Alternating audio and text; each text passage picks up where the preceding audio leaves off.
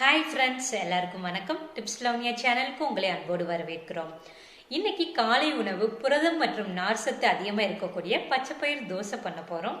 இந்த தோசை எளிதாக ஜீரணமாயிரும், அதே நேரம் ஆரோக்கியமானதும்.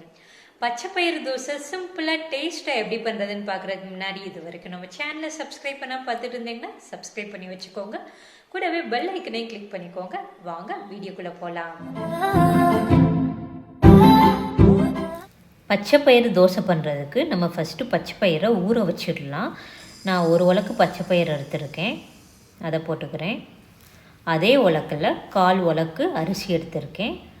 அதே உலக்கில் 1/4 உலக்கு உளுந்து எடுத்திருக்கேன். இது மூணையும் போட்டுட்டு தண்ணி ஊற்றி 2-3 தடவை நல்லா அலசிடலாம்.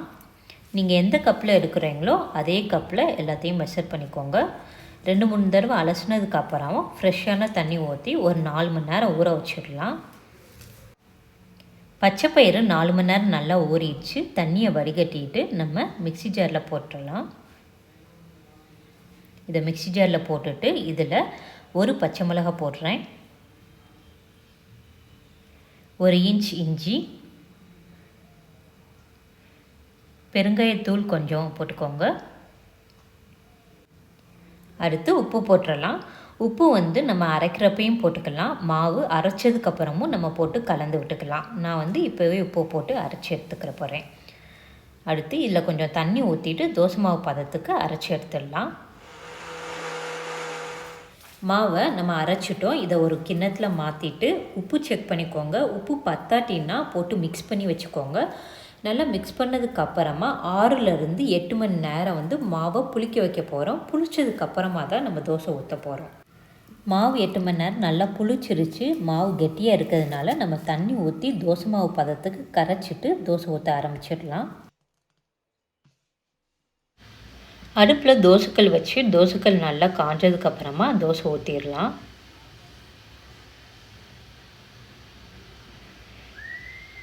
தோசை மேலே நெய் அல்லது எண்ணெய் ஊற்றி வேக வச்சுக்கோங்க. தோசை ஒரு பக்கம் நல்லா வெந்துருச்சு. ஒரு பக்கம் வெந்ததுக்கப்புறமா இன்னொரு பக்கம் திருப்பி போட்டு வேக விட்டுறலாம். இன்னொரு பக்கம் தோசை நல்லா வெந்துருச்சு. இதை திருப்பி போட்டு எடுத்துடலாம். சுவையான பச்சைப்பயிறு தோசை சூப்பராக ரெடி ஆயிடுச்சு. இது கூட கார சட்னி, தேங்காய் சட்னிலாம் வச்சு சாப்பிட்றப்ப இது ஒரு டேஸ்ட் அருமையாக இருக்கும். உங்களுக்கு இந்த ரெசிபி பிடிச்சிருந்துச்சுன்னா லைக் பண்ணுங்கள். பச்சைப்பயிறு தோசை இன் தமிழ்னு கமெண்ட்டில் டைப் பண்ணுங்கள். தேங்க்ஸ் ஃபார் வாட்சிங்.